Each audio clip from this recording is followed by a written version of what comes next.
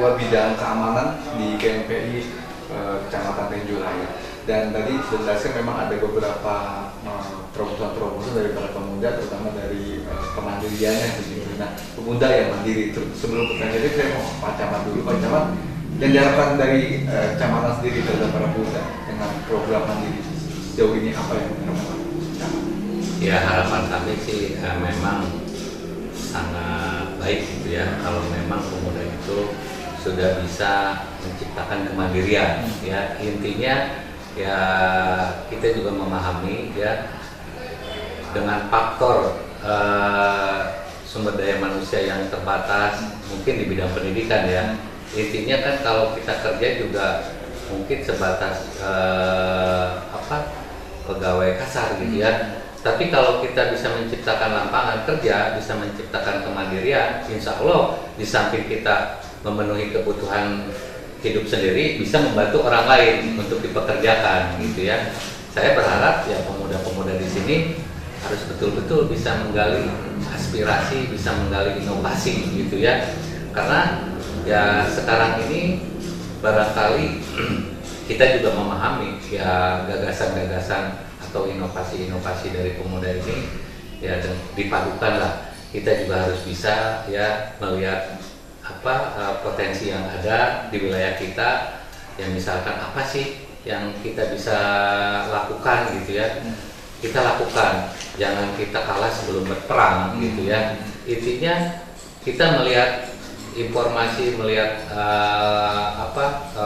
kondisi yang ada di kita, bahkan terus terang saja kita juga harus bersinergis dengan pemerintahan desa supaya kita tahu program-program apa yang akan dilaksanakan di desa ataupun di kecamatan. Oke. Tapi ke dalam program pemuda mandiri begitu yang dilakukan dari KMPI Tenjolaya, peran atau bantuan dari pemerintah kecamatan sendiri jauh ini ada apa aja? Nah, intinya kalau untuk peran kecamatan dalam membantu pemuda ya kita pada prinsipnya apa yang diprogramkan oleh pemuda ya kita membantulah selama memang kita bisa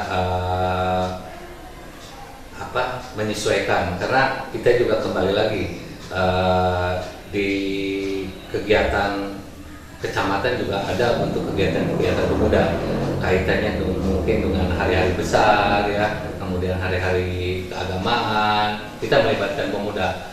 Nah, kemudian juga silahkan nanti pemuda punya program apa. Saya juga yang saya inginkan ya biasanya kan program kegiatan agama itu pengajian ibu-ibu. Nah, ya saya menginginkan adanya kegiatan pengajian pemuda gitu ya.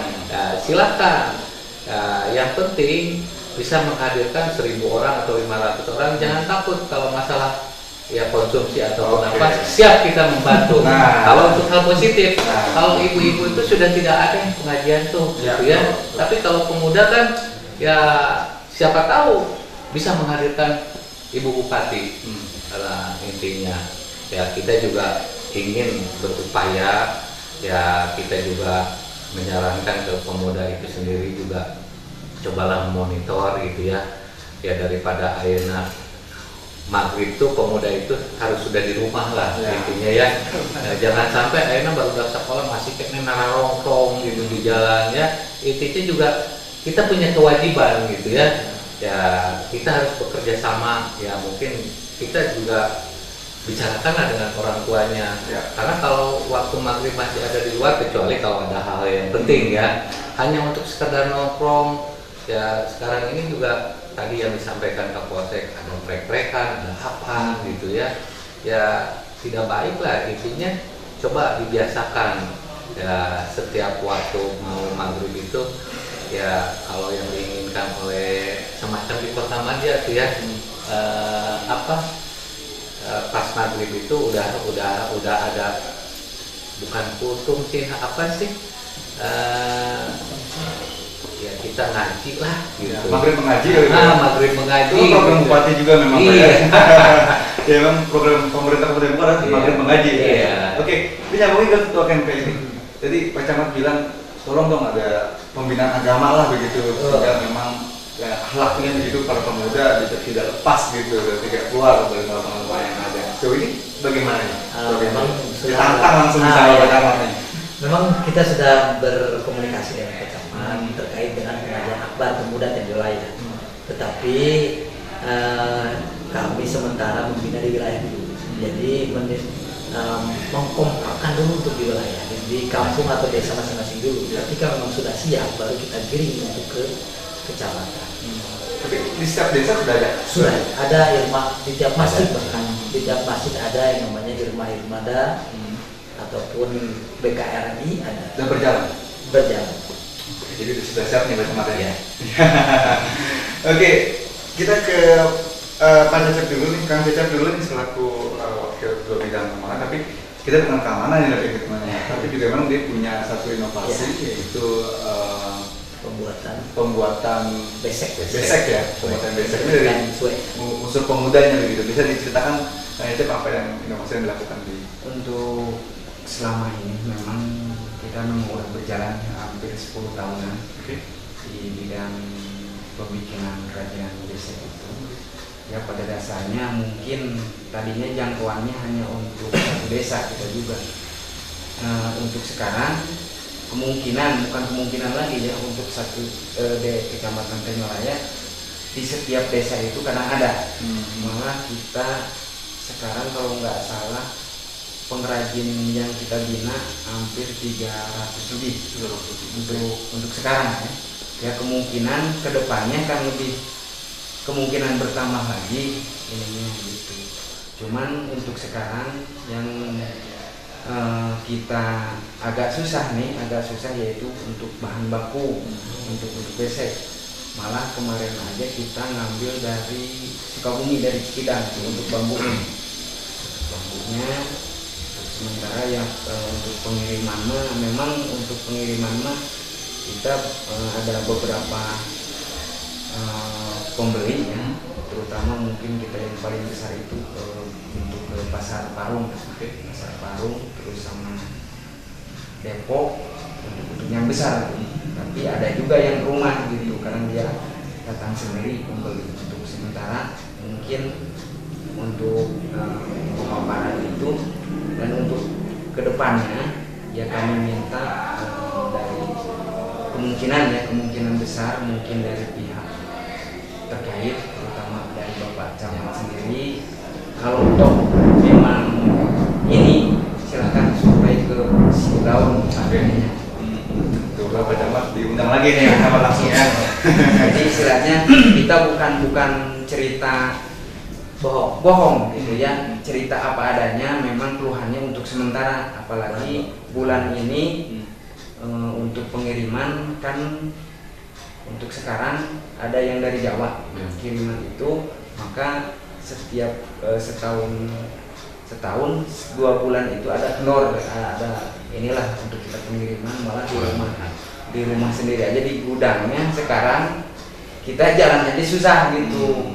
Jadi kaitannya kan kalau lagi begitu kita ya untuk ini memang kalau bisa memang ya kekurangannya terutama ya di bidang pendanaan, karena untuk memasok kan kalau masyarakat gini kan kita memang dijual banyak gitu, tapi masyarakat kan dia butuhnya lain 100 biji aja dibawa tenteng rumah kan, ini saya jual besek kan kita nggak dicariin gimana, takutnya itu buat makan gitu kan gitu kan. Makanya kita ngambil dari duit walaupun gimana kita cari dulu biar masyarakat kita tutupin untuk resiko dapurnya. Oh, dapurnya gitu. Tapi kalau dari pekerja-pekerja yang ada ini dari masyarakat sekitar kan? Sekarang yang kita bina aja hampir 300, malah sekarang yang kita di desa Tapos 1 aja kita kalau nggak salah udah ada 10 orang di Tapos 1. Sekarang udah kita ngebina lagi. Yang mudah-mudahan kedepannya lebih dari itu. Oke. Jadi bahan pendana juga buat infrastruktur kali ya Pak Camat ya, dan supaya lebih baik lagi untuk kecamatan. Tanggapannya bagaimana Pak? Jadi begini, memang kita terus terang saja apa yang disampaikan oleh pengrajin besek ini kaitan dengan masalah bahan baku ya. Intinya memang karena mungkin pasokan ataupun permintaan banyak, sedangkan bahan baku kurang.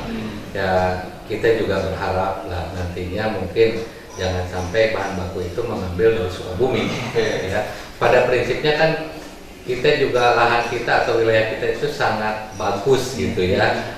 Nah, bahkan juga memang ya kalau untuk pohon bambu kan ya mudah gitu ya. Nah, intinya kita akan berupaya memanfaatkan lahan-lahan yang kosong untuk ditanam bambu gitu ya, supaya nanti kebutuhan yang dibutuhkan oleh pengrajin besek ini bisa terakomodir. Nah, kemudian juga mengenai permodalan ya, sebetulnya kalau memang kekurangan biaya, intinya kan yang penting legalitasnya kelompok masyarakatnya itu jelas gitu ya, karena Pemda juga punya dana CSR ya, intinya sudah menunjuk bank mana gitu ya untuk membantu modal kepada usaha-usaha kecil gitu ya. Nah, kemudian juga di satu sisi memang kita terus terang saja semacam di Tanjolaya KMKM juga UPK cukup bagus gitu ya. Coba kita kembali lagi ya, karena memang untuk pinjaman itu kan nantinya ada survei, ada apa gitu ya, supaya jangan sampai nanti dimanfaatkan untuk hal-hal yang di luar itu. Iya. Oke. Jadi banyak sebenarnya yang bisa dilakukan, memang harus banyak informasi-informasi. Jadi seperti ada kur juga sebenarnya dari usaha rakyat juga ada seperti itu. Dan juga banyak kegiatan atau hukum dari pemerintah juga melalui bidang sosial misalnya gitu, atau mungkin di Skoperindak misalnya, sebetulnya banyak kegiatan-kegiatan. Nah, ini tadi kita sudah banyak yang dibuat oleh para pemuda begitu di Kecamatan Tenjolaya. Dari segi kesenian misalnya, kebudayaan ini kan harus tidak boleh ditinggalkan juga begitu Pak Camat ya. Sekarang CCP ya. Jadi kalau KNPI apa untuk program keseniannya atau kebudayaannya supaya tidak boleh hilang nih misalnya. Untuk kesenian dan kebudayaannya paling kami untuk di Desa Cinangmeng terutama ada pengrajin juga dari segi keseniannya gitar. Dari gitar untuk keseniannya dan budaya kami juga termasuk di wilayah tengah itu Di Gunung Malang lancar. ada juga dari kebudayaan pencaksilatnya juga ada. Ada komunitas atau para pemuda, ada pencaksilat potreknya ada cimandeannya juga ada. Ya, itu mungkin. Oke. Jadi kalau untuk pencaksilat atau kesenian sudah mulai diminati oleh Sudah mulai misalkan dalam kegiatan apapun misalnya diundang misalnya seperti itu. Insya Allah ya. Saat ini sudah berjalan, cuma memang kita kelompoknya belum banyak. Oke. Dan kesulitan juga diseragam juga. Oh, gitu. Undangan kan harus berseragam. Waduh. Sementara masih swadaya kita dulu, perkumpulan dulu, tingkatan paling baru ada anggota 20-an dulu. Bertahap dulu ya. Di Kotrek ada sekitar 30, di Cimandean ada sekitar 20. Ini ngomongnya depan Pak Camat terus nih kalau gitu. Pak Camat diserang nih. Oke, Pak Camat, ada pesan-pesan sendiri kepada terhadap para pemuda di Kecamatan Tenjolaya? Ya, pesan saya barangkali ya kepada pemuda ya, intinya cobalah untuk bisa menjalankan programnya itu dengan baik, kemudian juga harus bisa berinovasi ya. Intinya juga jangan hanya kita duduk saja atau diam saja. Kalau memang kita ingin maju, berarti kita juga harus banyak berupaya, berusaha, harus banyak cari informasi dan harus banyak komunikasi ya. Intinya segala hal apapun juga kalau kita punya niat dan punya kemauan, insya Allah akan terwujud ya. Untuk KNPI ada pesan terhadap pemuda di Tenjolaya? Pesan untuk pemuda Tenjolaya ya, kami berpesan terhadap seluruh pemuda yang ada di Tenjolaya, mari kita bersama-sama sesuai dengan visi kita, yaitu peran aktif dalam membangun Tenjolaya, artinya dari segi keagamaan, dari segi sosial, dan dari segi pembangunan itu sendiri, termasuk pembangunan sumber daya alam dan sumber daya manusia itu sendiri. Dan harapan kami juga terhadap Pak Camat yang selama ini sudah berperan aktif berkomunikasi dengan kami, mudah-mudahan bisa lebih lagi untuk memfasilitasi kami dalam mewujudkan satu kegiatan-kegiatan atau rencana-rencana program untuk kami di Tenjolaya, untuk pemuda Tenjolaya. Oke, baik. Terima kasih untuk para narasumber saya di segmen Forum Pemuda pada kali ini. Pak Camat, terima kasih. Ya, sama-sama. Kang Cecep, terima kasih atas informasi dan pemirsa. Ikan sudah perjumpaan kita di Forum Pemuda di edisi pada KNPI Kecamatan Tenjolaya. Kita ketemu lagi dalam kesempatan. Saya Fadilah beserta kru yang bertugas undur diri. Terima kasih dan sampai jumpa.